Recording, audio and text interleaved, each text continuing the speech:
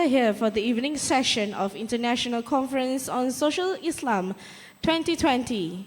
And the theme for this conference is Islamic Social Framework in the context of Maqasid Sharia and Civil Society. I wish to welcome all participants to this evening session, and I hope you enjoyed the earlier presentations and managed to capture important facts and information. And for the evening session, we will have 3 more speakers that will share their knowledge and experience in the selected topic, inshallah. And ladies and gentlemen, without further ado, we will proceed with our first speaker for the evening session. Professor Dr. Jamal Ahmad Bashir Badi is a professor at International Islamic University, Malaysia, IIUM. He was born in Libya and he joined Kuliah of Islamic Revealed Knowledge and Human Science, IIUM, in July 1994. He received his Doctor of Philosophy in Usuluddin from International Islamic University of Medina, Saudi Arabia in 1994. In 2005, he received Al-Faruqi Publications Award from IIUM. His specialization is in humanities, religious studies, Usuluddin, and Islamic thought and thinking. Ladies and gentlemen, without further ado, please welcome onto the stage Professor Dr. Jamal Ahmad Bashir Badi.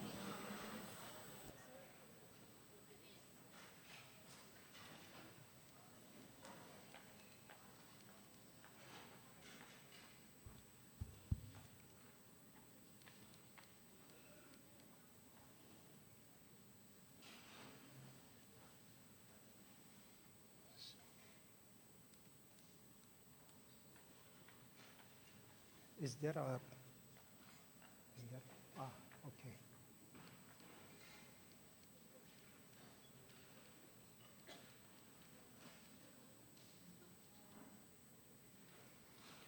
بسم الله الرحمن الرحيم الحمد لله رب العالمين والصلاة والسلام على نبينا محمد وعلى آله وصحبه أجمعين اللهم علمنا ما ينفعنا وانفعنا بما علمتنا وزدنا علما يا ذا الجلال والإكرام آمين.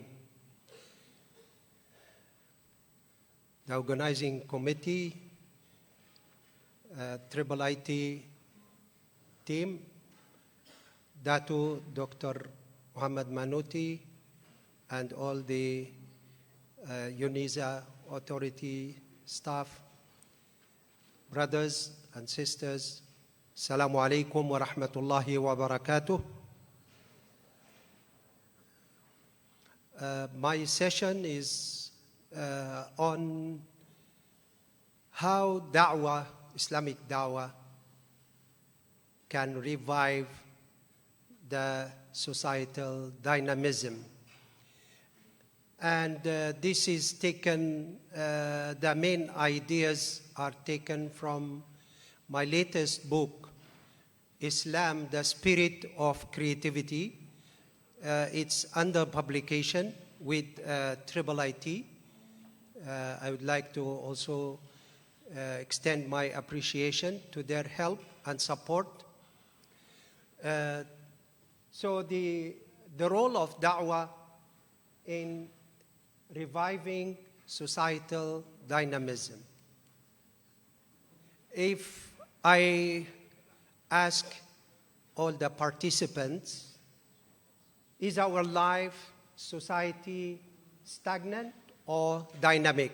What do you think? Dynamic. Anyone? Dynamic. All you'd say dynamic. Well, for sure, people, societies, and environment are living. They are dynamic. However, there is a big challenge. The challenges is that we have 2 main challenges. Number 1 is that the modern challenges, life with modern life with its materialistic values and a new technology dominating our life is making it more stagnant or, static sort of saying. And this is can be observed in many societies today. At the other hand, we have another challenge, and that is how to use actually Al-Quran and Sunnah, Al-Wahi, is one of the main sources. It's the first and the supreme source for dynamism, as we all believe and know. But somehow the da'wah, the Islamic da'wah, in general, especially today, we are looking at Quran and Sunnah or Wahyu as static entities stuck in a certain fossilized form. So, as we will see, this wouldn't help the da'is, the preachers, to revive dynamism in society.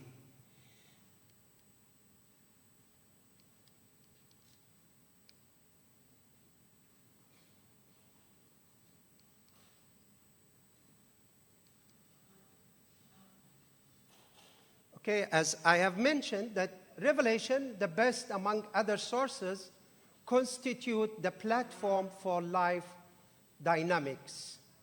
And by the way, this the chapter of the book and the name itself, the life dynamics, is taken from a new theory that has been presented in 2009 by one Iraqi scholar, Al-Ustad Al-Rashid.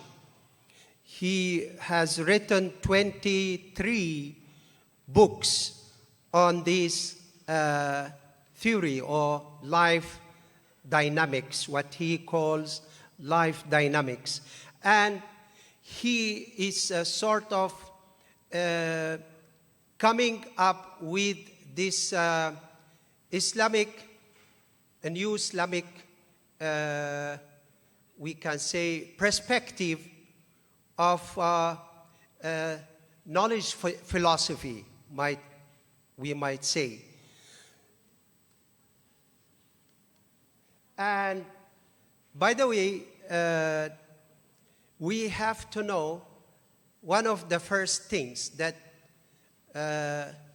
we observe in the Quran and the Sunnah, and it is also highlighted by Al-Ustad Al-Rashid, is that it is part of the qadr of the fate that there is a clash between evil and good. There is a clash between evil and good. So one of the main job or tasks for da'wah, Islamic da'wah, is to optimize the good and to minimize the evil in the society in order to make it dynamic.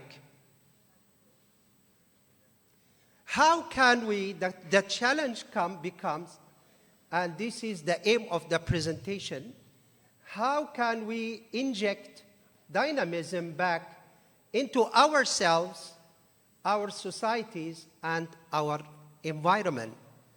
For sure, the da'is, the preachers themselves, have to be dynamic in order to inject this dynamism into societies. And we have to make sure that they are also very well connected to their societies so that they can influence the community members to be dynamic. Da'wah should be directed to the Muslim selves, to the Muslim society, and the Muslim environment. Not surprisingly that even as Muslims, all the humans have been created with two conflicting natures. وَنَفْسٍ وَمَا سَوَّاهَا فَأَلْهَمَهَا فُجُورَهَا وَتَقْوَاهَا قَدْ أَفْلَحَ مَنْ زَكَّاهَا وَقَدْ خَابَ مَنْ دَسَّاهَا. So even for the Muslims, the main task for education, for preachers, for the universities, is to purify the hearts and the souls of the Muslims so that they become good Muslims, so that they are able to be dynamic. And dynamism here is the positive dynamism, which is what we call it clashing with the negative dynamism, which clashes with the negative dynamism. The negative dynamism of life is based on the evildoers. This is part of the challenge also. The evildoers, the transgressors, they are also trying to utilize the life dynamics into their hand. So this is the thing. The sources for life dynamics is the same. They are neutral. So one of the main life dynamics is the clash, the law of the clash or conflict. We can call it also the law of conflict. Okay? This is one of the main life dynamics. And with this law, we can only bring the life dynamism into society and environment. The conflict will always happen, whether inside ourselves or in the society, whether being influenced also by others, the influence of others. That's why we are talking, for da'wah, it's a matter of influence. We are trying to influence the society in a positive way. Okay, if you do not confront those clashes between the good and the evil, between the negative and the positive, they will completely corrupt. They will corrupt individuals. They will corrupt the environment. They will corrupt even the environment today, as we can see, that because of technology, because of modern challenges, that the environment is no longer safe unless we do our best into making it safe and turn it into more natural and positive environments. Okay, confronting these conflicts is a means of bringing dynamism into our lives. So, وَنَفْسٍ وَمَا سَوَّاهَا, that even every one of us starting our days with trying to start our days with ibadah, with salatul subh, maybe even before that, with maybe 15, 20 minutes, half an hour of tahajjud and witr. These sorts of, and these needs for sure requires a lot of effort to do that, and to keep going, this requires a lot of efforts. So that make our life dynamic as individuals, to help others, our families, our students, our societies, also will make it more dynamic. Many people today seem to be pessimists, because of the many challenges that we face. And when it comes to, when it comes to society or even the environment, pessimism makes us do not care about society. And this is the challenge. Because of that pessimism, many Muslims are not playing their role to change society, so that our societies are in better positions as Muslim societies. Moreover, it lets the society sink deeper and deeper into the sea of suffering, as in the analogy that is used by the Prophet sallallahu alaihi wasallam. So we all need to put hand in hand and to help our societies to, by the way, to this pessimism, to the extent that there are da'wah groups. They originated in Egypt, at-Takfir wal-Hijra, they call themselves. And I came to know they even exists in somehow in Malaysia. Some people try to get away from the society. They feel that this is the only way to be saved. So they run away from the society and go to a little bit far away from cities and live, maybe try to live their own peaceful life.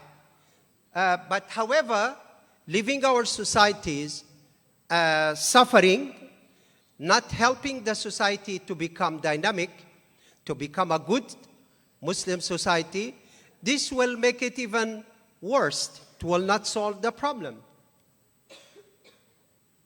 Why should not, by the way, this is also in the Sunnah, why should not we shout that society is lost? Because there are those who say that.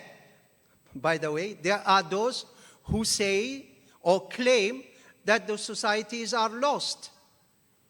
The reason is, I believe, is that such pessimism blocks out the possibility of change and affirms the impossibility of dynamism. There's one hadith by the Prophet sallallahu alaihi wasallam. He says, the one who says that the society is lost, he is the worst one of them. Man qala anna an-nasa qad halaku fahuwa ahlakuhum. Fahuwa ahlakuhum. So the scholars have two interpretations. One is that fahuwa ahlak, there's two versions. Fahuwa ahlakuhum, he's the worst. Or fahuwa ahlakahum, he's just claiming that, which is not a fact. The position of the preachers is the best. They knew that the harsh reality. Our societies are suffering today from evil, from this, from that, from many shortcomings, we might say. And they need help. But yet, they didn't let that harshness of reality push them into fantasy, getting away, not caring about societies. That is the fantasy.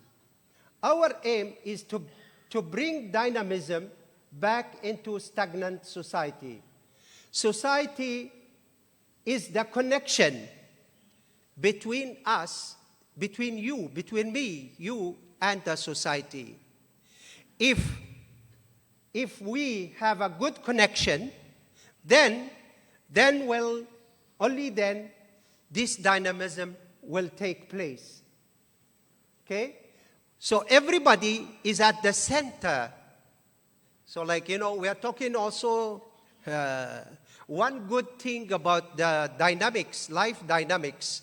Al-Ustad al-Rashid said, even life and death is one of the life dynamics.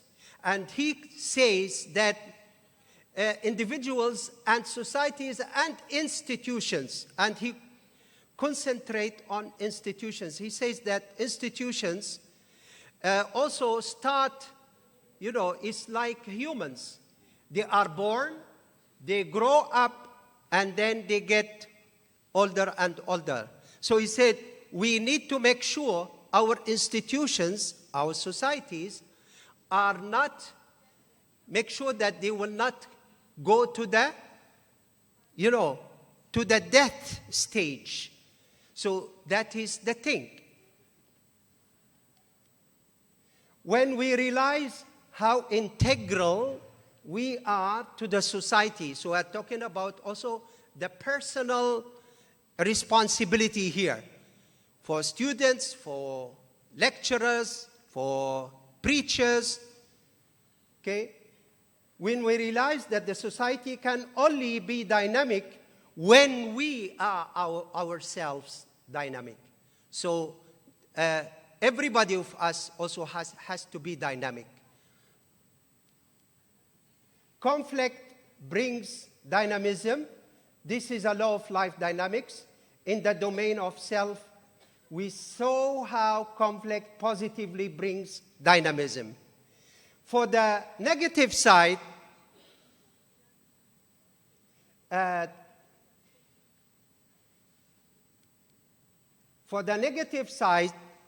when we be part of the society, also we can trace the problems of ourselves. We can observe our shortcomings and try to overcome those shortcomings. And by overcoming those shortcomings also, so we can be in the right position to guide our societies.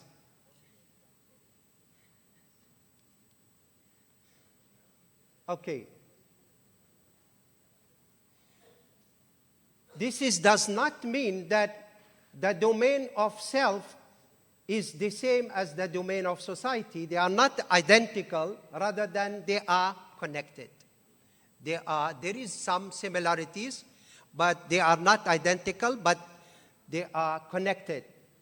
So there is a mistake, even before those, as I said, the preachers, one group, one organization, started in Egypt and then they moved into many other countries.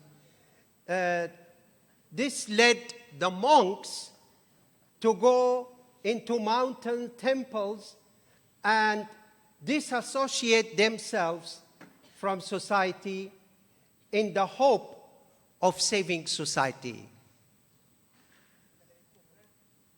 In conclusion, if this association with societies would have saved them, the Prophet ﷺ would not left Ghar Hira, the cave of Hira.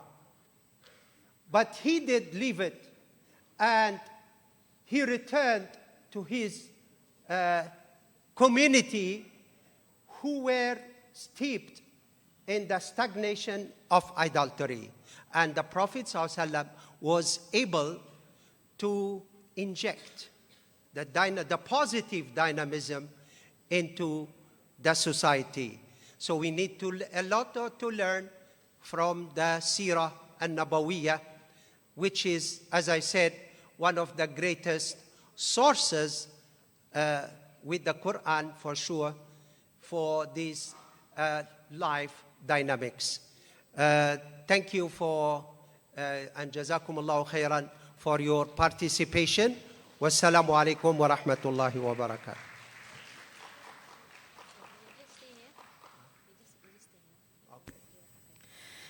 Alhamdulillah, and thank you, Professor Dr. Jamal Ahmad Bashir Badi, for the presentation.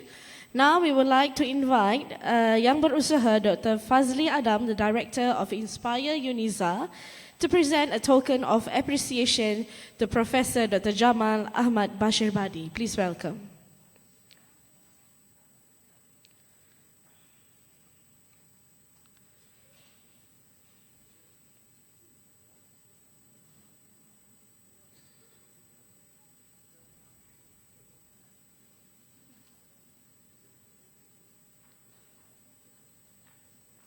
Thank you.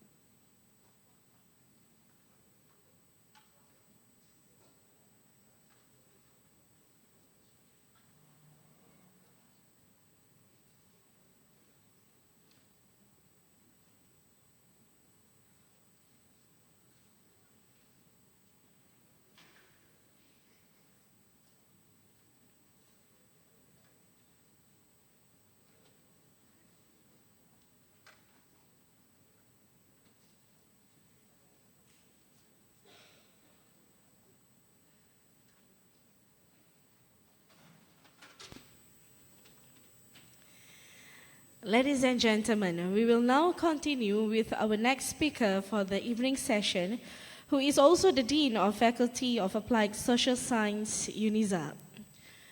Professor Dr. Norizana binti Abdul Ghani was born on 27th February 1962 in Kuala Terengganu. She received her secondary education at Sekolah Menengah Agama Khairiah Terengganu and College Islam Kelang, Selangor. She attended University of Malaya and received her first degree in Historical Studies in 1984. In 1993, she received a master's degree from Aberdeen University, Scotland, and her Doctor of Philosophy from College University Science and Technology, KUSTEM, or now known as University Malaysia Terengganu, in 2004. Professor Dr. Norizan begins her career as an academician in University Sultan Zainal Abidin in 1984, and she is currently a professor in community development in UNISA and also the Dean of Faculty of Applied Social Science, FSSG, UNISA. Ladies and gentlemen, we are honored to have Professor Dr. Norizan to share her knowledge, and without further ado, let us welcome her onto the stage to deliver her speech titled Status Selected Social Wellbeing Indicators Among Malaysian Community.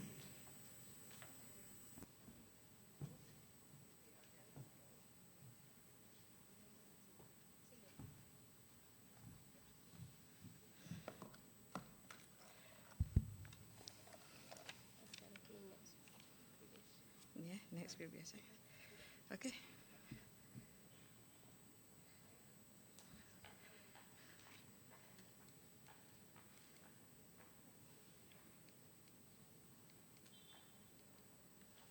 Ke mana?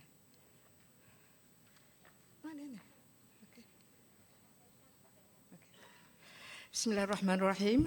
Assalamualaikum warahmatullahi wabarakatuh dan selamat sejahtera. Rabbi shrah li sadri wa yassir li amri wahlul 'uqdatam min lisani yafqahu qawli.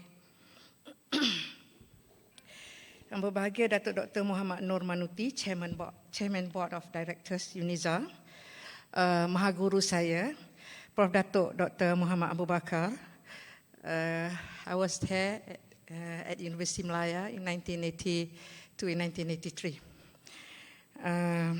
Prof. Fazli, pengarah seminar, pengarah conference. Delegates from Tripartite, speakers, brothers and sisters. Saya nampak ramai je student saya kat belakang tu, betul ke? Ada student saya ke? Ada, okey. Jangan tanya. Okey, hari ini saya akan campur slides in English. Slides are in English, but saya akan mungkin terang in bahasa Melayu kot, ya, sebab most of you are students kot, ya. Yang lain tu, how many of you do not understand bahasa Melayu? I think Isyaku. Isyaku, are you there? Oh, yeah. Okay, since you are in Terengganu, you need to learn bahasa Melayu, eh? And Wahid, I can see some of my postgrad students over there.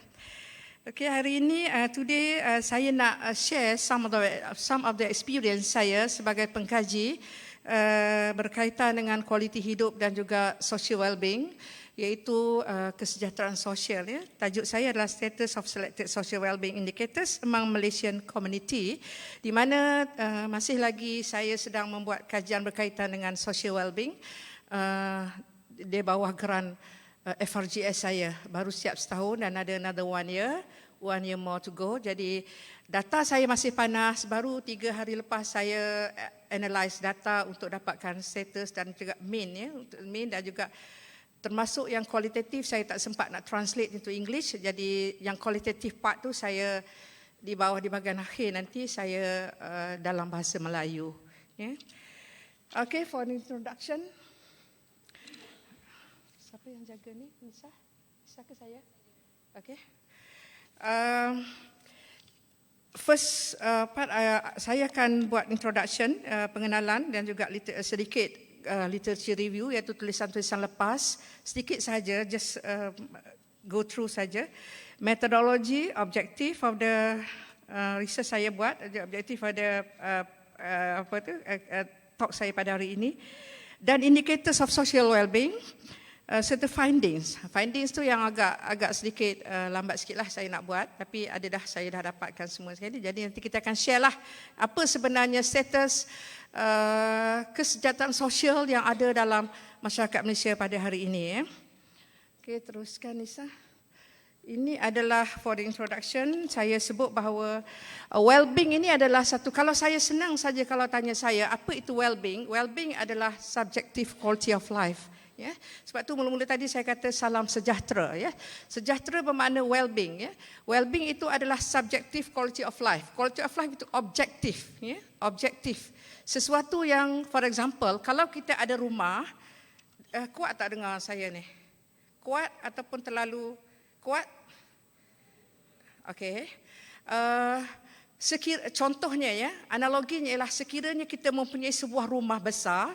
Itu adalah objective quality of life. Ya. Tetapi kalau kita rasa bahagia tinggal di rumah tersebut, itu adalah well-being atau subjective quality of life.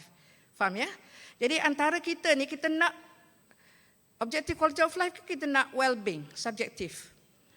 Okey, nanti saya akan share beberapa perkara yang saya rasa macam menyedarkan kita lah sebagai ahli akademik ni untuk turun ke padang, pergi jumpa dengan kaum nelayan, pergi jumpa dengan golongan B40, yang mana golongan ini sebenarnya some of them are lebih tinggi level of dia punya social well-being berbanding dengan orang-orang kaya yang berpendapatan RM40,000 sebulan. Nanti kita akan share lah kalau sempat nanti, ya. Okey, seterusnya saya juga nak memaklumkan bahawa di Malaysia, slide seterusnya, ya.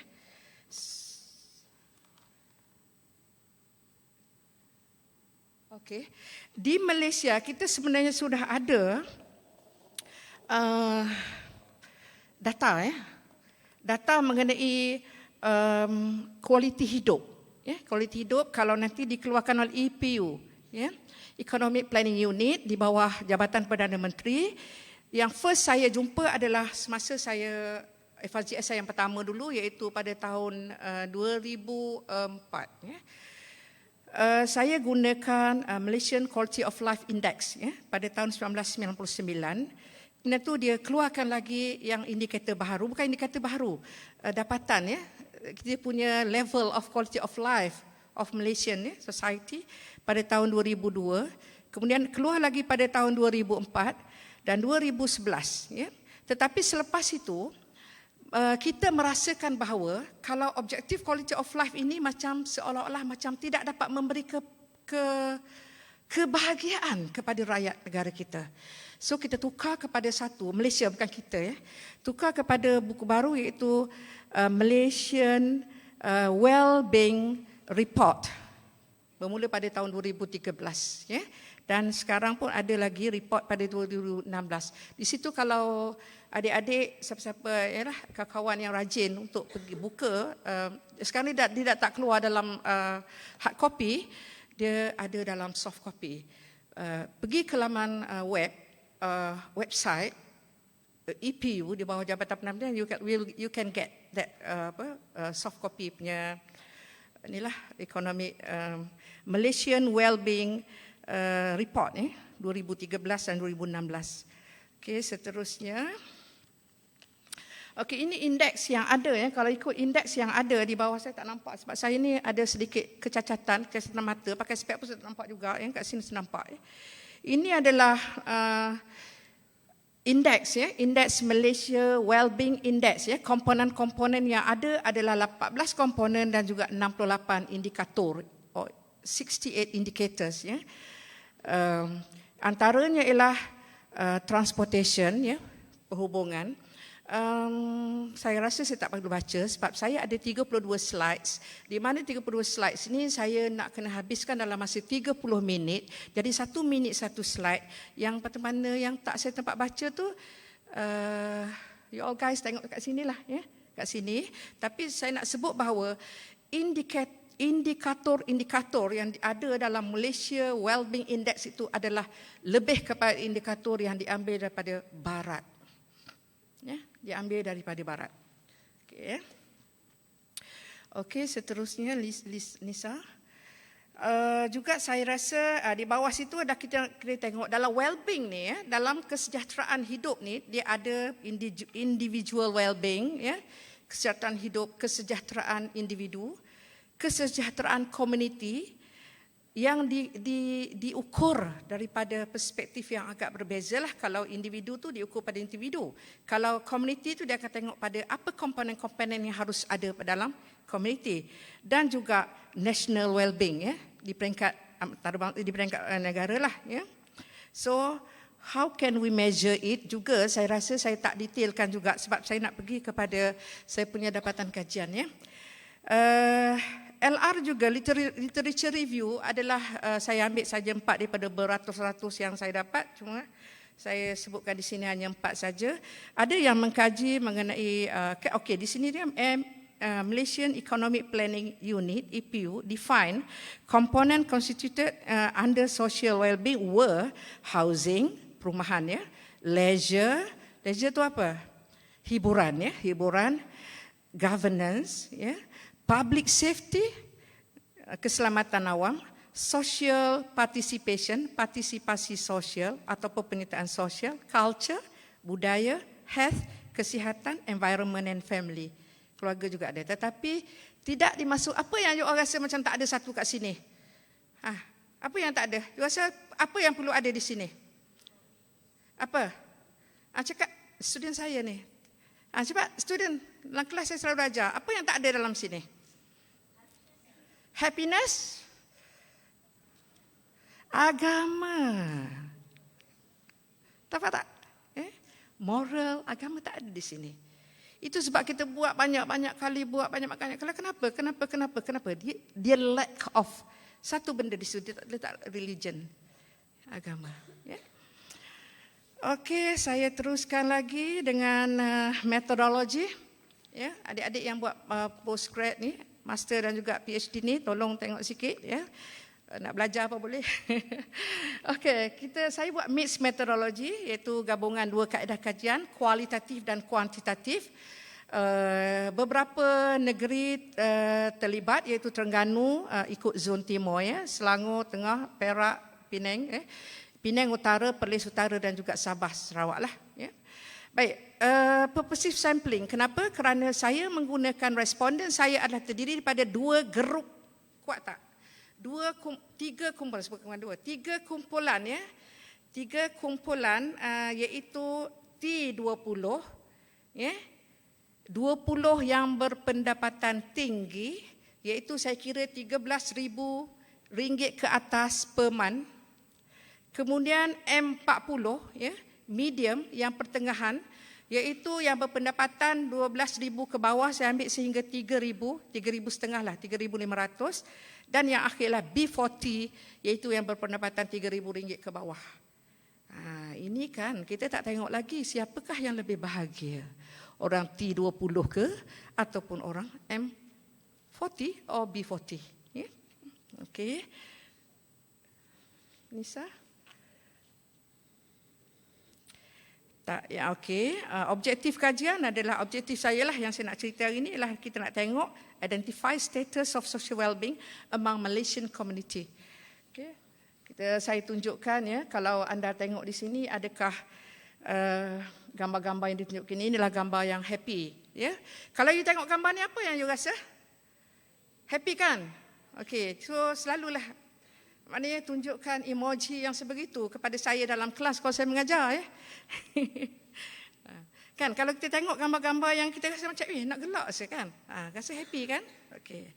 Inilah sebenarnya happy ni sebenarnya adalah dalaman, ya, well-being yang dalam, yang inside, yang tak boleh orang nak cerita. Dia akan tergambar daripada you punya gambaran rupa you. Kalau you rasa kalau you ni macam muka ketat gitu, mesti ada sesuatu yang tak kena. Ya, sesuatu yang tak kena. Jangan ketatkan muka, ya. Gembirakan.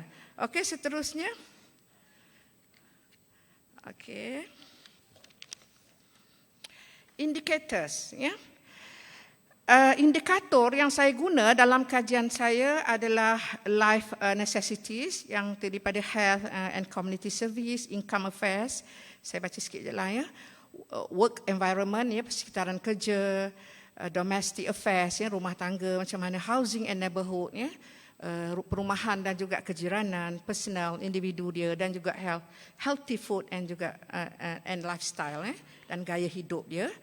Kemudian untuk social issue saya masukkan crime, intellectual, public security, community management effectiveness and participation. Untuk social opportunity or mobility ada education di situ, ada unity and harmony, for the national level lah, at the national level. Uphold the supremacy of religious, ya. Saya masukkan juga yang maqasid, ya, iaitu menjaga agama, religion and belief, ya. Untuk politics and stability ada politik and stability serta governance. Okay, nanti saya tunjukkan apa orang jawab nanti sikit sajalah dalam kualitatif yang saya baru tak masuk lagi in vivo, saya tak tematikkan lagi, tapi saya masukkan sebahagian daripada jawapan. Berapa minit lagi saya ni, kalau bagi 2 jam pun saya suka. 3:23. Berapa minit lagi Nisa? 5 minit. 15, okey, 15 cepat. Okey, itu finding saya. Untuk tak payah teruskan, ya, gender female ni nanti berapa orang tu. Okey, marital status pun teruskan. Lepas tu yang negeri itu masih ada sebut tadi. Lepas tu level of education teruskan juga. Okey. Ya, ini job status pun teruskan. Income groups teruskan, ya, teruskan income groups tu yang tadilah T20, M40 dan juga B40, ya. Okey, findings. Cuba tengok, social opportunities mendahului, bermakna rakyat negara kita ni sangat, ya, menekankan perlu kepada social opportunities yang saya nak baca ke tadi apa yang saya tanya dalam tu. Social opportunities di mana dikatakan kalau dia dapat social opportunities ni status well-being dia akan tinggi. Okey. Nak tahu ke apa yang saya tanya dalam social opportunities dia? Nak, ya? Nak Nisa, nak. Okey, saya tengok peluang hidup. Okey, apa yang social opportunity saya sebut di sini ialah kesihatan dan keperluan, ya, sekejapnya, peribadi, isu sosial, perumahan dan kejiranan, social opportunities, ya, di sini mobility sosial. Semua lapisan masyarakat perlu mendapat pendidikan. Soalan saya yang pertama, Itu markah yang tinggi. Pendidikan adalah elemen penting dalam pembangunan generasi akan datang. Ya, semua orang jawab nak. Sistem pendidikan ada relevan dengan keperluan rakyat. Semua orang nak. Pendidikan bertujuan mendidik kepribadi iaitu akhlak dan moral, betul. Pendidikan untuk mengukur tahap keupayaan dan keintelektualan seseorang, betul, mereka nak. Pendidikan konvensional masih relevan sekarang. Saya lama tu madrasah. Mereka nak. Ya. Dan silibus pendidikan kini memerlukan penerapan komponen pendidikan Islam dan moral yang lebih banyak. Mereka nak. Okey? Dan lain-lain tu saya tak baca, tak teruskan lagi. Keperluan hidup. Tak. Belum lagi.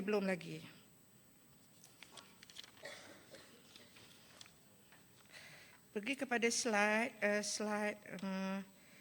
tunjukkanlah saja sebab saya nak tunjuk satu video kepada anda hari ini. Okey, sikit lagi saya baca. Bukan, kualitatif tu lambat sikit. Yang ini kuantitatif punya findings ataupun dapatan ya. Yang domestic affairs yang berkaitan dengan hal-hal rumah tangga ya, mendahului pada tahap yang sangat tinggi. Mereka perlu ya. Yang kedua, individu perlu dijaga pada mereka. Income assurance, maknanya mereka nak satu pendapatan ya. Mereka ni ada pendapatan yang stabil ya. Kemudian work environment, dia bekerja dalam satu situasi atau environment yang senang, seronok ya. Housing and neighborhood, mereka nak rumah dan juga kejiranan yang selamat, dan juga mereka nak kesihatan dan juga khidmat komuniti yang mereka dapat rasa kerana mereka mengundi kita ya. Okey, seterusnya unity and harmony education juga mereka juga nak politics and stability, mereka juga menekankan nak kestabilan politik di negara kita ya. So kita pergi pada qualitative findings. Sebelum lepas ni saya akan tunjuk satu video ya. Qualitative findings, okey, teruskan. Qualitative findings ni, okey, kalau tengok politik dan kestabilan, apa T20 jawab? Saya baca ya, politik di negara kita semenjak PRU 15. Ini saya tak ada apa-apa biasnya, saya copy je lah apa yang tu setelah ditranscribe ya. Nampaknya tidak stabil. Wow, ya. Politik di kalangan orang Melayu semakin bercelaru dan semakin lemah kerana terlalu banyak parti politik di kalangan orang Melayu. Perebutan kuasa dan kedudukan dalam kalangan ahli politik orang Melayu semakin menjadi-jadi. Tadbir urus negara pula dilihat semakin tidak stabil kerana berlakunya perebutan tampuk kepimpinan negara dalam kalangan parti komponen pemerintah. Ini jawapan daripada T20 orang yang berpendapatan 13,000 ke atas. Ada kontraktor jawab, ada profesor jawab ya.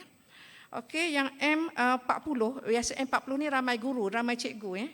Raja berperlembagaan sangat penting dikekalkan dan dilindungi di negara kita. Majoriti rakyat negara kita terdiri daripada orang Melayu Islam. Mereka, oleh yang demikian, sistem raja berperlembagaan harus diperkuat dan dilindungi agar kesucian Islam terbela.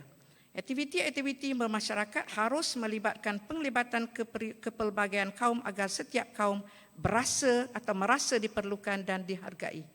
Okey, apa orang yang berpendapatan rendah menjawab? Perubahan kerajaan ini membawa dua kesan. Kesan positif, tiada dominasi dan diktator oleh sesebuah parti dan kurang salah guna kuasa kerana berlaku check and balance oleh pembangkang. Kesan negatif pula, imej negara dan kestabilan tergugat menyebabkan kepercayaan luar hilang dan pembangunan tidak diteruskan, merugikan negara dan rakyat. Ditulis kita sambung sahaja apa yang dibuat dulu. Kenapa dibatalkan? Wow, cadang yang bagus tu Okey, next peluang sosial, tolong sikit. Ni panas-panas lagi, saya baru analyse tadi. Okey. Untuk peluang sosial pada orang yang berpendapatan tinggi ya, berpendapatan 13,000 ke atas, dikatakan bahawa pendidikan kini banyak dimanipulasi oleh politician yang selfish. Pendidikan Islam cuba diketepikan, media massa berkuasa, banyak penghinaan institusi raja, agama tanpa dikawal. Tindakan tidak diambil mengikut undang-undang yang sewajarnya menyebabkan ketidakharmonian bangsa dalam kalangan rakyat. Apa cikgu-cikgu jawab? 40 ni ramai yang saya ingat dalam 30% lah daripada M40 yang cikgu yang menjawab. Sistem pendidikan negara sekarang haruslah dikekalkan terutama dari segi kota Bumi Putera, memandangkan pendidikan kaum Melayu masih terkebelakang. Ini macam ramai je yang Melayu jawab ya. Okey, untuk B40, kini peluang sosial lebih terbuka kepada semua lapisan masyarakat dan bangsa. Semua mempunyai akses yang sama, malahan bukan sahaja pendidikan asas, rakyat juga mampu menikmati pendidikan yang lebih baik sebagai alternatif kepada pendidikan sedia ada. Keterbukaan pendidikan mendorong kepada keharmonian bangsa. Okey, untuk keperluan hidup, saya pick ada 3 saja. Gaya hidup kini lebih trendy ya, dan bebas tanpa kawalan, namun masih ada yang kuat dan kekal dengan mengamalkan gaya hidup mengikut amalan Timur ya. Untuk M40, suasana pekerjaan sekarang kebanyakannya lebih banyak tekanan berbanding dahulu, workload yang lebih banyak sebab keperluan hidup ni bukan saja atas lifestyle tetapi juga work environment. Dia kata dia nak satu suasana bekerja yang lebih seronok yang lebih seronok. Okey, B40 keperluan hidup kini lebih demanding kerana digunakan dalam kehidupan seharian. Sebagai contoh, kenderaan satu ketika dulu bukanlah satu keperluan tetapi kini semakin diperlukan. Kini kebanyakan persekitaran kerja, jaminan keselamatan telah menjadi aspek penting diperlukan kerana dipengaruhi oleh atau membentuk status sosial. Walaupun begitu, kehidupan rumah tangga mengalami perubahan negatif apabila ada yang meninggalkan keperluan ini. Okey, itu adalah di antara dapatan kualitatif yang saya dapat. Cuma sebelum suggestion, saya nak pergi pada slide yang nombor, boleh tak back to slide yang nombor ya. Saya ada tunjukkan, okey, yang video, ada tulis video. Ada tak? Ada tulis video. Tunjuk video sekejap. Sebelum. Lagi. And show dulu. Ada tulis video atas tu. Sikit yang kita petang-petang ni kita mengantuk. Tadi dah banyak berfalsafah ya. Hari ini saya nak tunjukkan saya turun ke lapangan, berjumpa dengan nelayan, berjumpa dengan guru-guru, berjumpa dengan orang atas, dan inilah sebenarnya apa yang mereka mahu ya. Okey, boleh? Tak ada ni kah? Ada dia punya tu. Ada sound dia. Tak apalah, tak apa. Kalau tak ada sound pun tak apa, lambat lagi.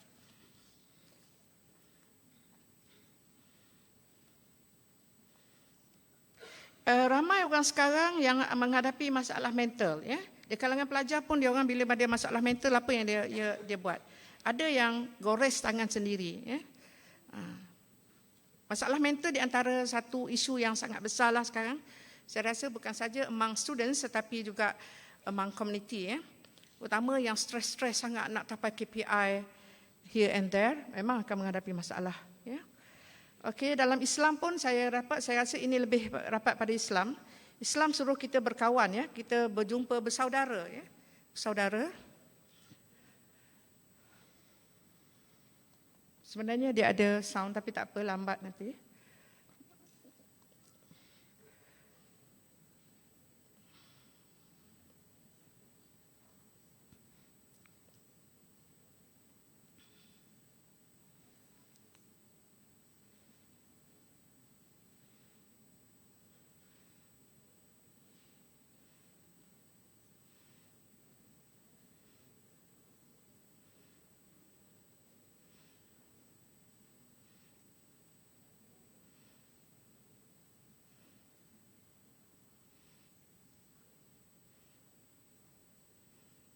Dalam Islam pun banyak menyuruh kita melakukan perkara-perkara yang dicadangkan oleh, ini bukan video yang Islam, ini video yang saya ambil dari Barat ya.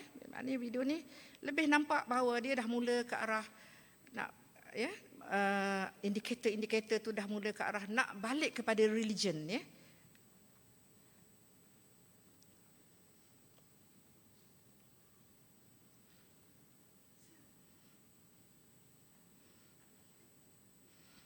Okay, lifelong learning.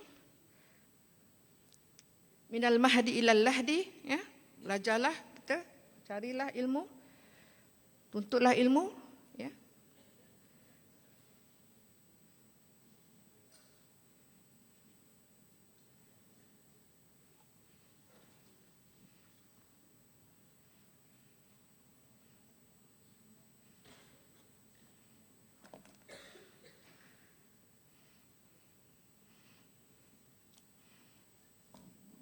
Okey, bersedekah.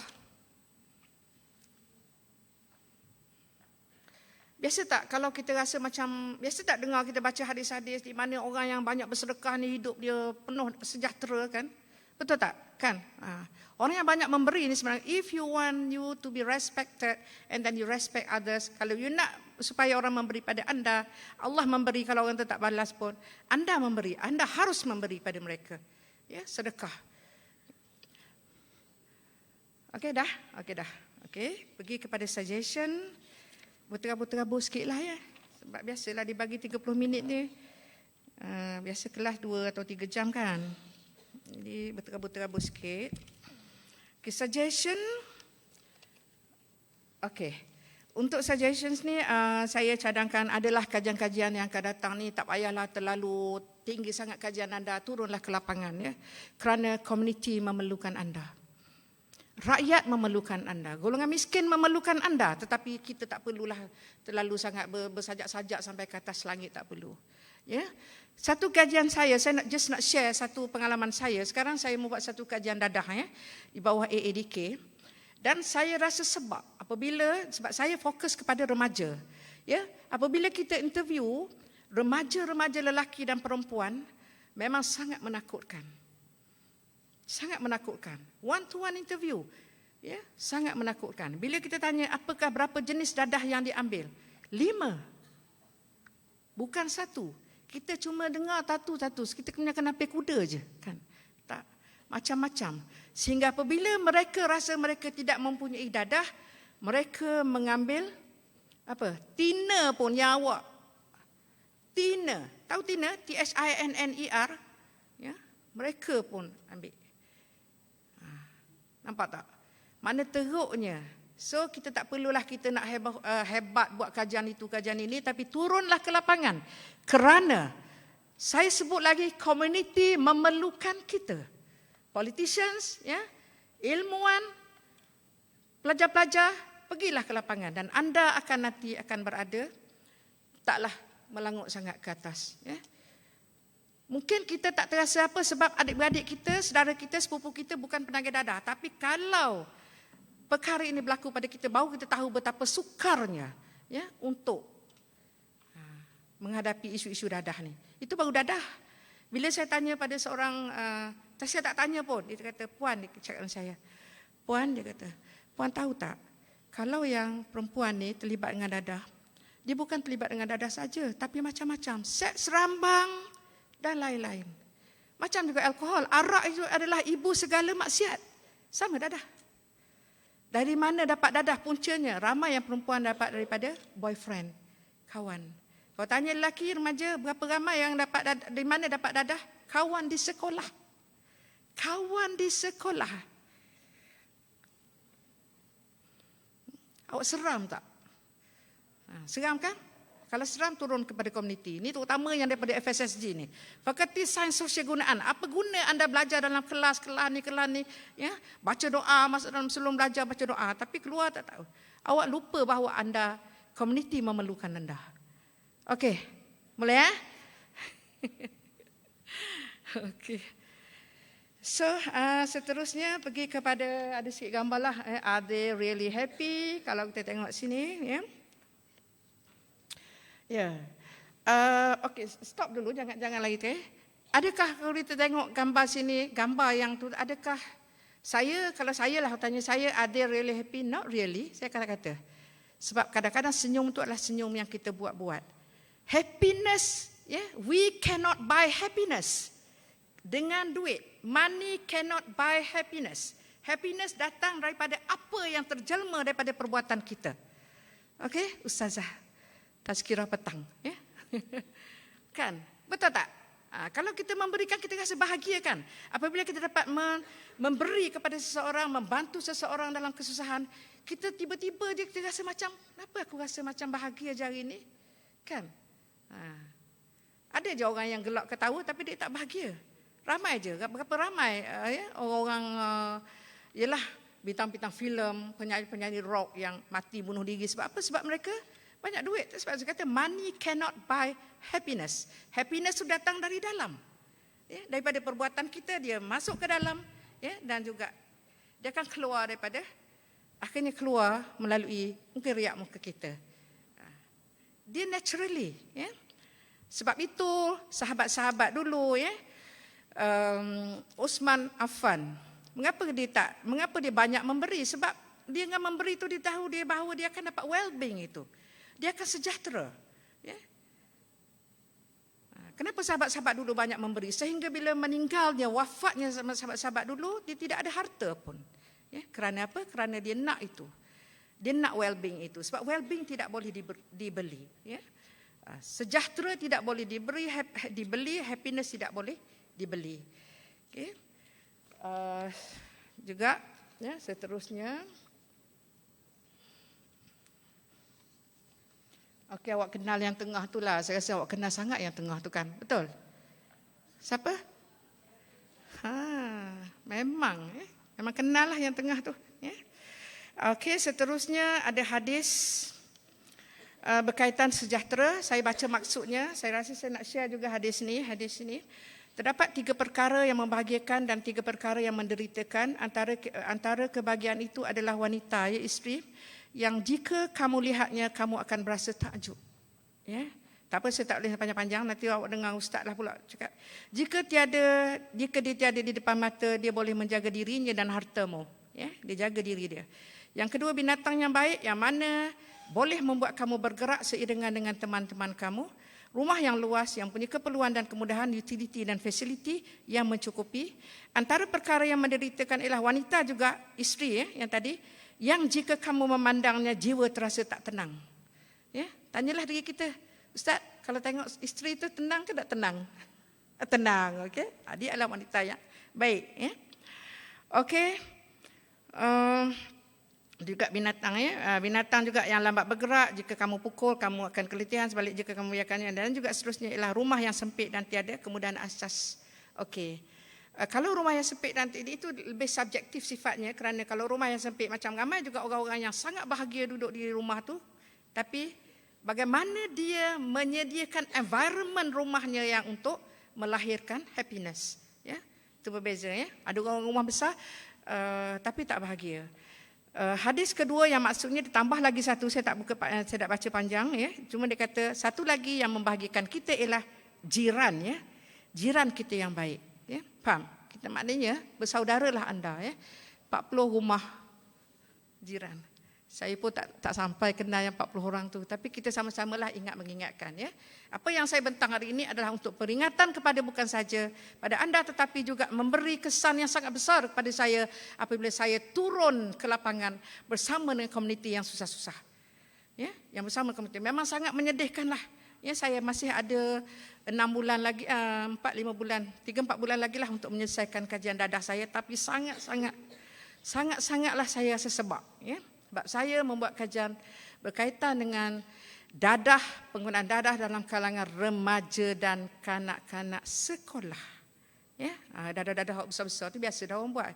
Saya pergi pada remaja. Memang susahlah nak cari remaja. Tapi gitulah, we have to work hard, ya, untuk dapatkan apa yang kita nak. Next. Okey, adakah anda gembira dan sejahtera sekarang? Ya ke? Okey, tanyalah diri kita sendiri. Kalau kita nak sejahtera, banyak cara bagaimana kita nak jadi sejahtera. Ya, carilah. Ya, banyak aja. Islam mengajar kita bagaimana cara untuk kita menjadi sejahtera. Kuat ke, Prof? Okay. So with that, I would like to say thank you to all of you, ya, untuk datang bersama untuk mendengar saya punya talk, dan wabillahi taufik wal hidayah. Wassalamualaikum warahmatullahi taala wabarakatuh. Waalaikumsalam warahmatullahi wabarakatuh. Thank you, Professor Dr. Norizan Abdulghani, for the speech.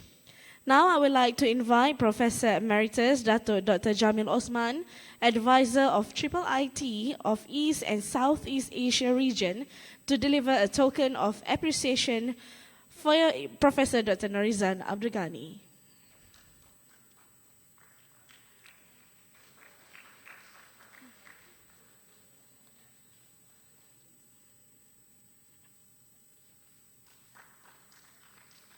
Thank you.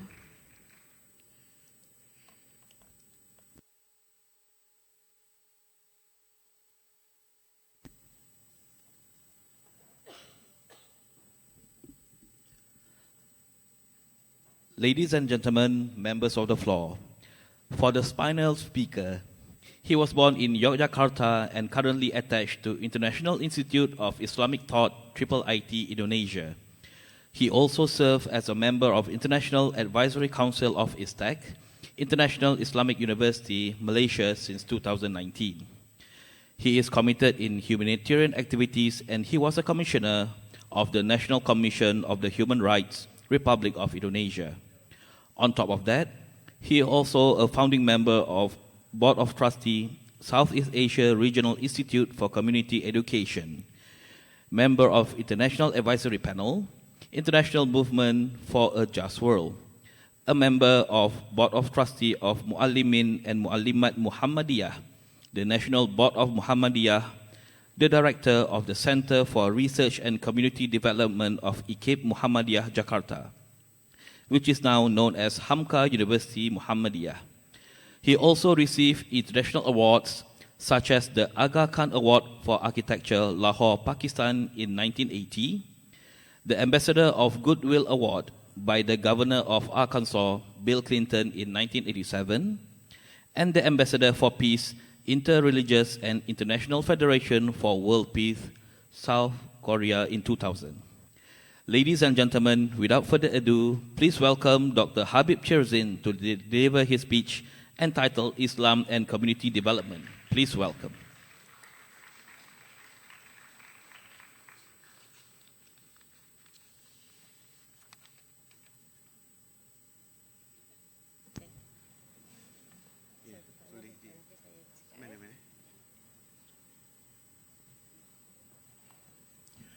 Assalamualaikum warahmatullahi wabarakatuh. Alhamdulillahil a'la alladhi khalaqa fasawwa walladhi qaddara fahada alladhi jalal falah liman tazakka wa dzakara isma rabbi fasalla. Allahumma salli wa sallim ala hadha nabil mustafa wa man ittaba'al huda amma ba'd. Kam yus'iduni an aquma bil qail kulaimah وتقديم المقالة في هذه الندوة العالمية قامت بها UNISA وTRIPLE-IT المعهد العالمي للتفكير الإسلامي. It's indeed a great honor to me to be here again. My first visit to Terengganu was in 1994, where I facilitated about 26 deputy rectors and some of the young scholars from Indonesia.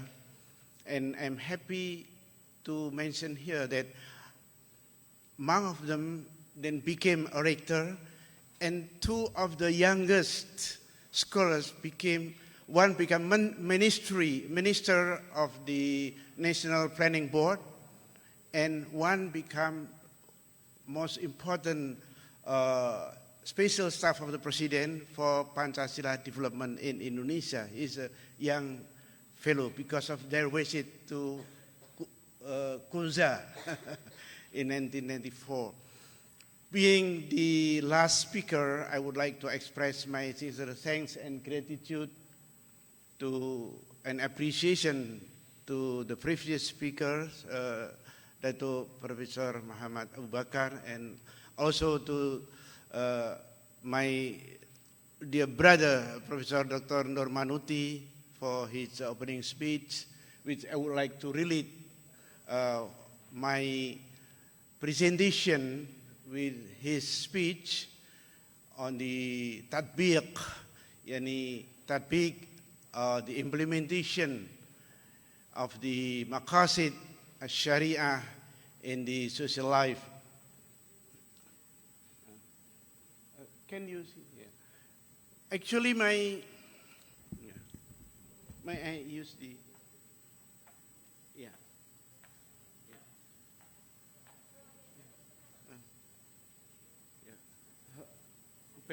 Back to the first yeah. Right.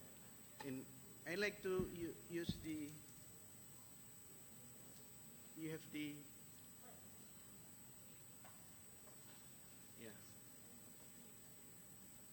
The title of my presentation is the Faith and Maqasid in Action, Need for Futures Literacy. Brother Professor Muhammad Fauzan Nurdin asked me to present on the experience of Muhammadiyah since last 100 years in implementing of the At-Tajdid wal-Islah. Yeah. And why should I propose for the need of the new Islamic future literacy? Because if we talk about the Tajdid al-Islah, it means that we look at the future, that the future orientation of At-Tajdid al-Islah and Tatbiq of the Maqasid al-Sharia should be in the context of the future society.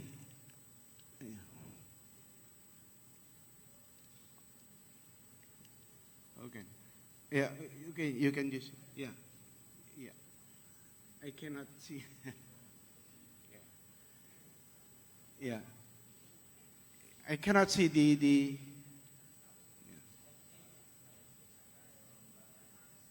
yeah. At least what I would like to say here, that what has been done by Muhammadiyah within 100 years is to implement the maqasid in the, what do you call, how to put the text into the context. What does it mean, the implementation of the maqasid for the welfare of the well-being of the people? What does it mean to the improvement of the social life, of the quality of life of the people, and quality life of the women, of the children, of the people with different abilities? What does it mean for the people in the rural areas, for the farmers, for the laborers? So Muhammadiyah, since the very beginning, okay. Yeah. Yeah. Yeah. Yeah. Yeah. Yeah.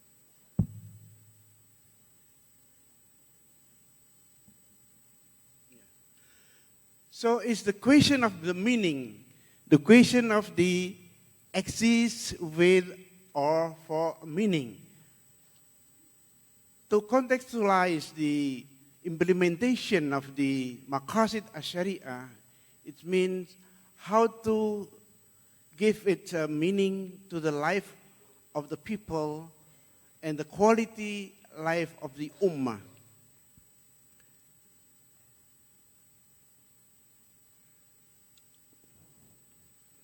I would like to share with you one of the program after the end of the centennial anniversary of Muhammadiyah, because one of the problem of the big organization is the stagnance and the repetition of the program, and also involving in the routine.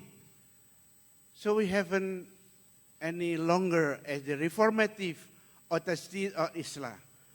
But because of the new challenges, new perspective of the human life, and challenges, one of the challenges, for instance, is the disaster management and mitigation because of the climate change and what happened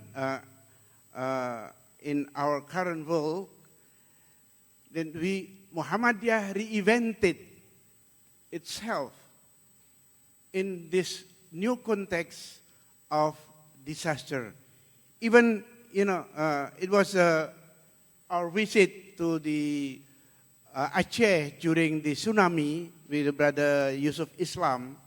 In the first day of tsunami in 2004, Brother Yusuf Islam called me from London, Brother Habib, that I'm coming to Aceh.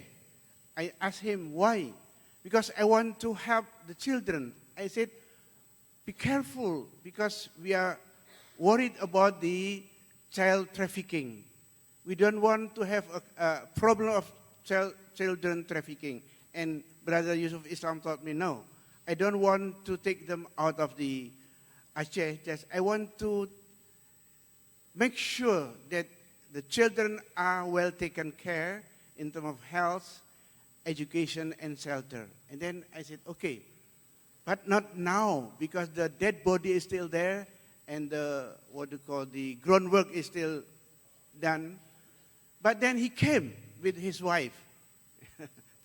And then because of that new, wave of the disasters, not only in Indonesia, Muhammadiyah responded with the formation of the new Council of MDMC, Muhammadiyah Disaster Management Center, and developed what they call fiqh of kebencanaan, fiqh of disaster.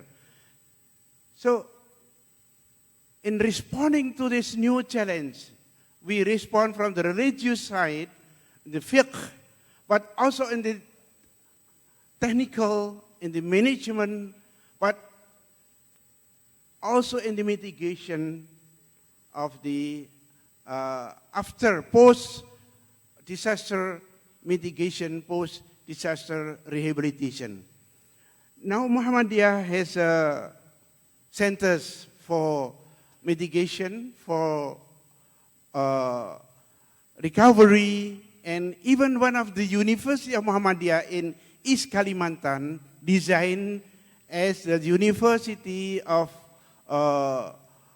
health-based or medical-based university, but this medical is disaster medical. Disaster medical-based university.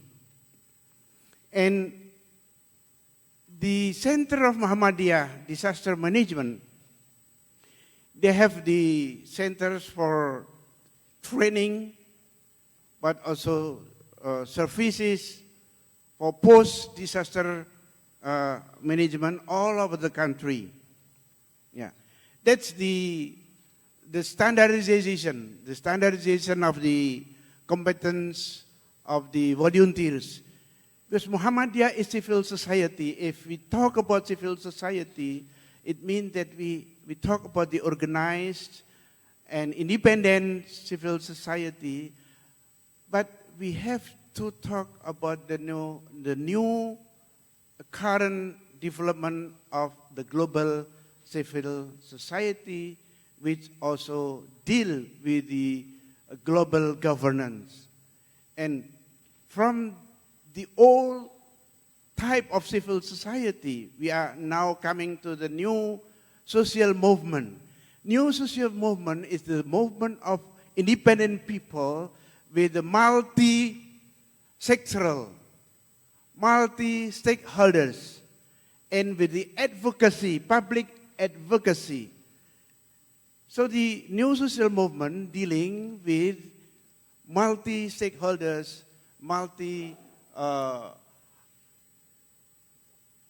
the specialties of the development work, and also the volunteers must be well trained. So the synergy between the professional and the volunteers must be strengthened, and that's why the Muhammadiyah, they developed the training centers and even the university for medical centers, especially medical for the disasters management. And the response from the societies, the response from the grassroots is very helpful, and also it helped in preparing the books to be distributed to the schools for the training, but not only in the schools, but in the community, based in the masjid, in the musalayat, and in the community in the basic community movement. It's the real civil society movement which is self-reliant, and even in developing their catalog, I mean their module and their training materials. Now, in the past, we used to have al-islah wa tajdid based on the aruju' ilal Quran wa sunnah. Aruju' ilal Quran wa sunnah means how to put the text into the context to make it meaningful and functional for the life of the people. And by developing centers, educational centers, now Muhammadiyah has about more than 4,000 schools from primary, secondary, and high school. And it has now, Muhammadiyah, it has 178 universities. Some are big universities with 40,000 students, 25 students, and some are academies, small academies in every sub-district, and more than 400 hospitals in sub-district and big hospitals in the cities.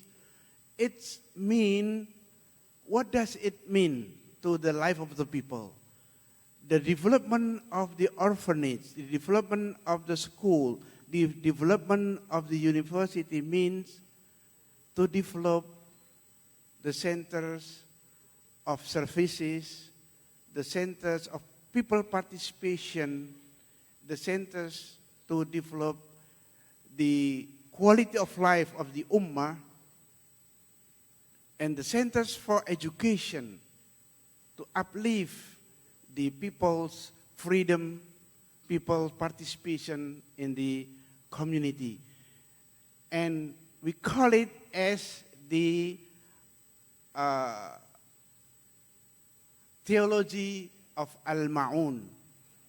I remember that in the opening speech of Dr. Nurmanuti, he mentioned about Afsha'us Salam, wa it'amut ta'am, wa silil arham, wa salil layla wa nasu niyam, tadkhulul jannata bil salam. Muhammadiyah has developed the theology of Al-Ma'un. Ara'ayta alladhina yukadhibun bid-din alladhina yad'un al-yatim wala yahuddu ala ta'amil miskin fawailu lil musallina alladhina hum an salatihim sahun walladhina hum yura'una wa yamna'una al-ma'un. Because of that Al-Ma'un, because of that verses, Muhammadiyah developed the theology of helping the most destitute, helping the poor, helping the powerless people. And currently, we develop the new type of Al-Ma'un theology by developing the Council of Community Empowerment for the poor, for the farmers, for the poor people with the different abilities, by the Majlis Pemberdayaan Masyarakat or Community Empowerment Council of Muhammadiyah. We developed, for instance, for the community in the farmers' society during the Green Revolution in the 70s. People suffer because of they have to plant, to grow the paddy or the paddy, which is from Monsanto's, from Sibagaygi. And they have also to buy the pesticide, the insecticide from the chemical industries and destroy our land, destroy our environment, and even destroy our health. So we help the people to revive their original paddy varieties. The original varieties, which is long grain varieties. And now we develop some kind of the new varieties which is originally from Java, and we come with new names of these varieties, and which we don't buy from Sibagagi, from the Monsantos. So it's part of what we call it as the food sovereignty. In responding to the issues of the food varieties, the food, problem in the current society, which is not halal, not tayyib. So we call it jihad menegakkan kedaulatan pangan. We look at kedaulatan pangan or food sovereignty as a jihad. Because, every day we consume, which is not really halal and tayyiban, we don't control the process of the industry, process of plantation, process of the even delivery. Yeah. And we also empower the informal sectors. Some people in Indonesia, most of people, they work in the informal sectors. They have driven from the formal sectors. Yeah. So we help them how to survive. And then the workers, even the foreign, the migrant workers. The migrant workers are the most vulnerable, and also to have an advocacy for public policy on the food, public policy on the migrant workers, and so on and so forth. And currently we are very active in protecting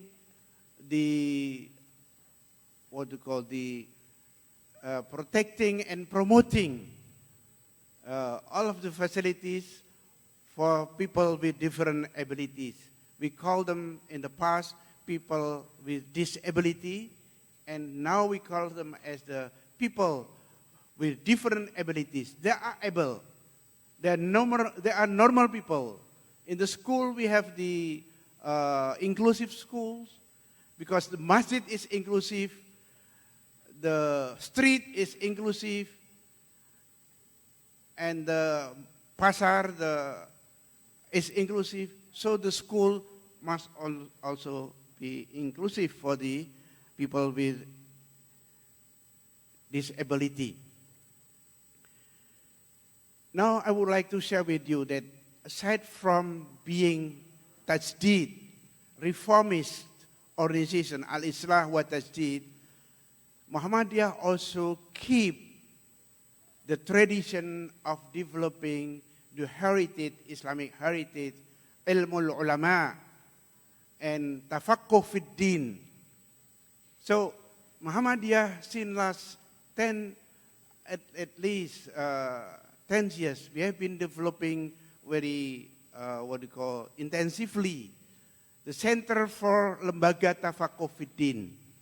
Lembaga Tafaqquh fid Din means pesantren.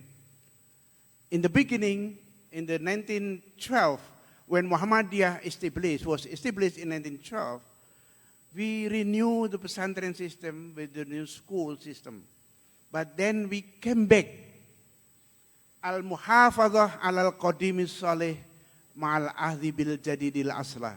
That we keep the old way of teaching by tafaqquh fid din as a pesantren, but with the modern methodology, with the modern, way of teaching in the pesantren. Last 2 years, we invited Professor Zaid Ahmad and Professor Saya Usman to our national gathering. When I came into the national leadership of the pesantren, we have only 63 pesantrens. And then when Professor Saya and Professor Zaid Ahmad came to our first national coordination meeting in University of Muhammadiyah in Ujung Pandang in Makassar, we have 168. And last year when we organized the third national coordination meeting of pesantren in Universitas Muhammadiyah Surakarta. We have 328 pesantren. So from 68, now we have 326. And last year, this national coordination of pesantren Muhammadiyah has been officiated by the President of Republic Indonesia, Joko Widodo.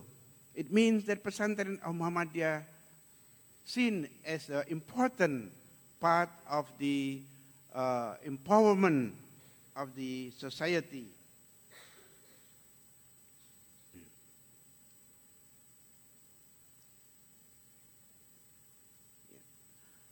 The other invention, because the old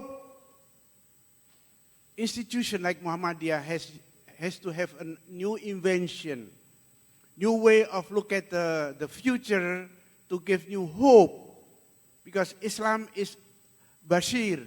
Islam is a hope for the people. And Muhammadiyah from the very beginning introduced Islam as a hope. Yassiru wala tu'assiru, to make it easy, to give a hope to the people.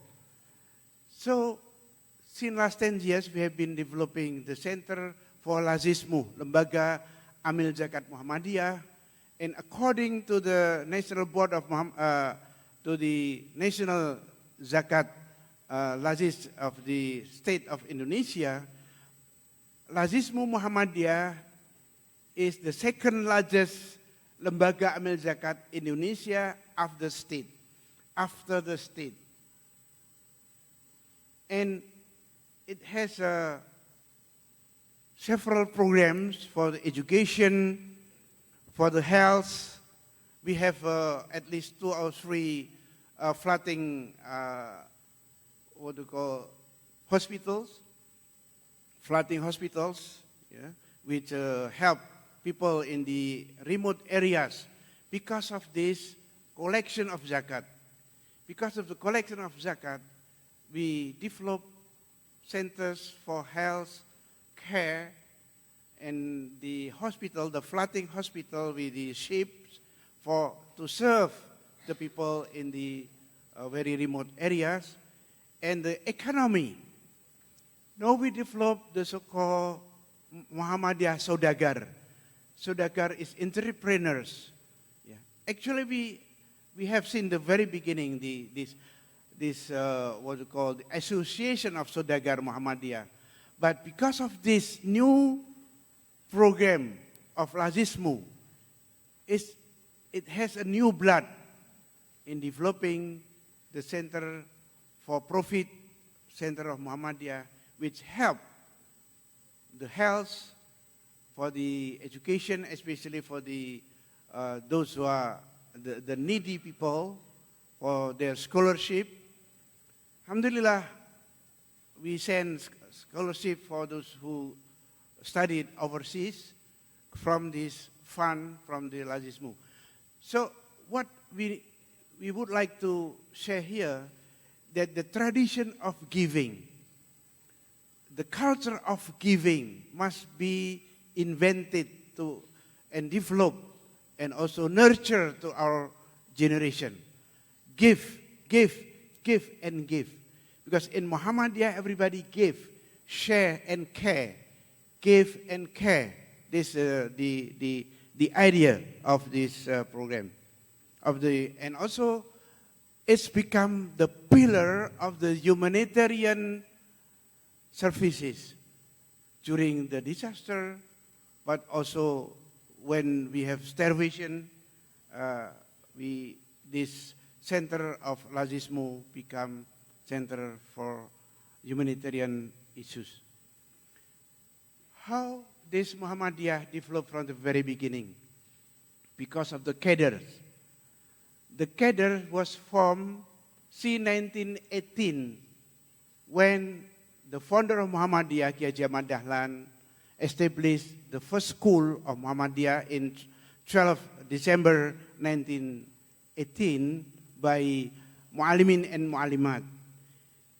And the distinctive of this Mu'alimin Mu'alimat, that from the very beginning, they adapted the idea of integration of knowledge.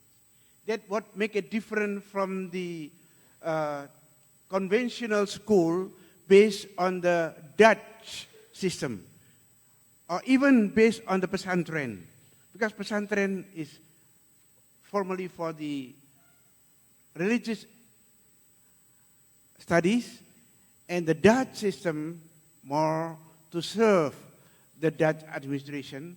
So this new school has been established by adapting integration of knowledge. In the Dutch language, we call it wetenschap met de Quran. Wetenschap met the knowledge with the Quran. And the integration knowledge with the Quran, it has been adapted in 1912. And last month, we just celebrated 101 years of this school of Kader of Muhammadiyah. We call it the Kader School of Muhammadiyah. And 3 of the directors has been conferred, has been granted by the President of Republic Indonesia as the hero of the nation. The hero of the nation, the founder of Muhammadiyah, and the first director of Muhammadiyah, second Ki Haji Mas Mansur, the friend of Bung Karno, before the independence, and he passed away before the independence, and he became the hero. And the third director, Professor Abdul Kahar Muzakir, who has been also member of the preparatory committee of the Independent of Republic Indonesia, and the first rector of Universitas Islam Indonesia. He was a former director of Muallimin and Muallimat Muhammadiyah Yogyakarta. So our cadres is not only cadre for the ummah, but cadre of the bangsa, cadre of the humanity, kader kemanusiaan, kader bangsa, kader umat, and kader Muhammadiyah. That's make Muhammadiyah spread out of the whole country. My mother graduated from this school. The father of Pak Adi Sasono and father of Dr. Amin Rais also graduated from this school.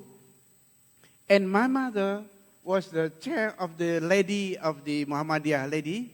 And when she finished the school of Mu'alimat, she was asked to deploy the paramilitary against the Japanese. It was in 1942. My mother graduated from the school in 1942. And when Japanese occupied Indonesia, and Indonesian, we call it Hizbullah and Sabilillah, fought against the Japanese, my mother was asked to deploy this askar. And I asked my mother, how did you deploy this? She said, what I can. She said, infiru khifafan waqtiqalan wajahidu fi sabil.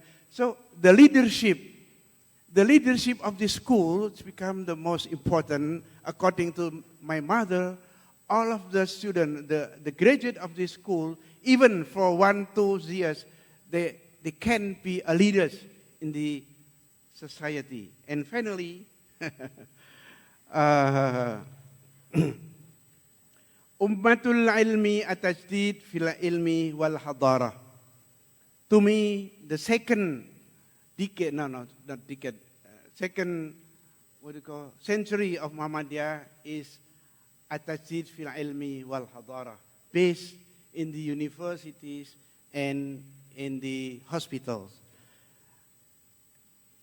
Last year, we invited Professor Fauzan Nurdin and Professor Torla Hasan to our national gathering in Bengkulu. And the rector of this university is a former member of the Muhammadiyah orphanage in Yogyakarta. He's an orphan. He's from the poor people. And then he stayed in this orphanage and studied at Muallimin, and he became a rector. And he met Professor Nurdin Fauzan and Professor Tarla Hassan when he became rector. And currently, Muhammadiyah women, Aisyah, they established their own university, UNISA, University Aisyah, and we have invited Professor Rahmah Usman, the former Deputy Director of IUM, Rahmah Usman, to be our keynote speaker in the centennial anniversary of the Madrasah Mu'alimat Muhammadiyah. And just to give you one, Professor Abdul Hamid Abu Sulaiman, when he visited Muhammadiyah, University of Muhammadiyah Surakarta during the program of the textbook writing, in front of the rector, the deans, and textbook writers, Professor Abdul Hamid Abu Sulaiman mentioned, I'm Muhammadiyah. I'm Muhammadiyah because we work also in Islah and Tajdeed and integration of knowledge and curriculum reform and teaching material. And finally, I would like to, maybe 2 minutes, Brother Fauzan asked me to mention about Masjid Joko Karyan. Masjid Joko Karyan is new type of masjid which empower the people and also reawaken of the Muslim society.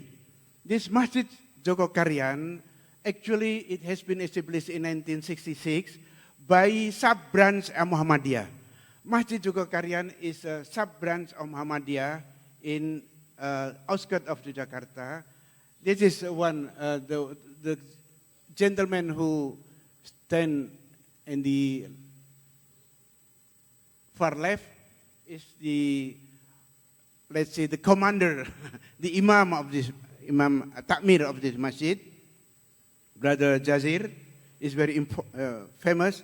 And last week, we organized a symposium, national symposium of the 3 pillars of Dawah Indonesia, Masjid, Pesantren, and Campus. And in the past, we used to have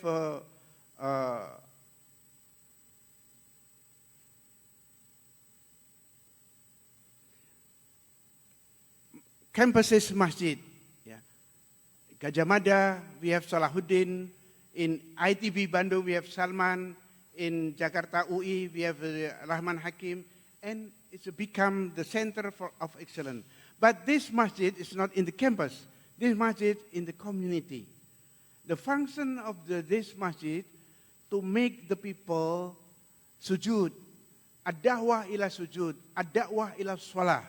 The most important that how many jama'ah who pray every time of prayers and to make them happy. So every day now, yeah, during the subuh, it's like Jum'ah. Salatul Subah is like Salatul Jum'ah. Yeah. And they serve porridge. Yeah. And in every Sunday and Thursday, they have an iftar for the... And what's the important thing that they serve and they protect the security of this... because, you know, almost all masjid, they put the signboard that keep your belonging. The takmir is no, what you call, is not responsible of the loss. They said, we responsible of any loss.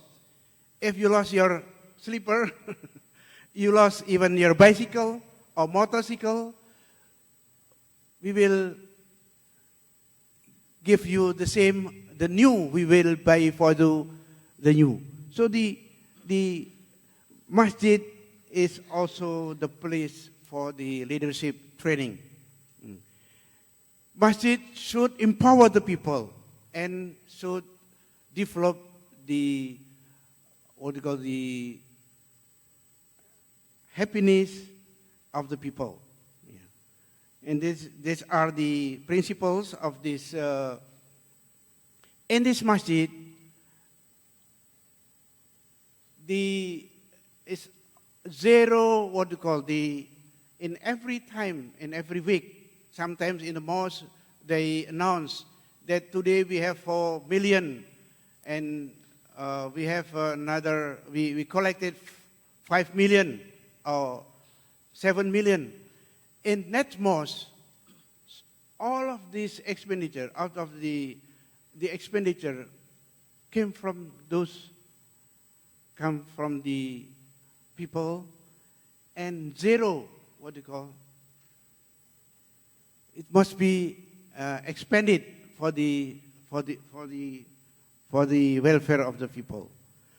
So the last that we need the future-oriented and future literacy, because the future implementation of the maqasid, future implementation of the Sharia should be in the context of the future of the Ummah. And I have this book, this is a collection of the pictures, 100 Zia's pictures of Muhammadiyah. I will present it to Professor Nurmanuti for the collection. And aqulu qouli hadha, astaghfirullah li wa lakum, assalamu alaikum warahmatullahi wabarakatuh. Thank you, Dr. Habib, for your speech.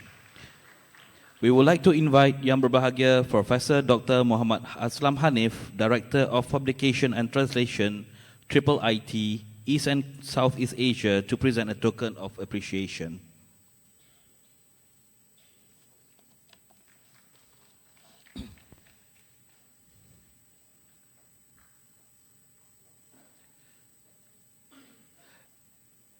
Ladies and gentlemen, we have come to the end of the International Conference on Social Islam 2020.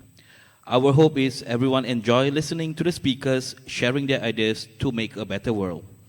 On behalf of the organizing committee, we do apologize for any shortcomings during this event. Thank you for your participation in making this event a success. Till we meet again, Assalamualaikum warahmatullahi wabarakatuh. Refreshments for students, please exit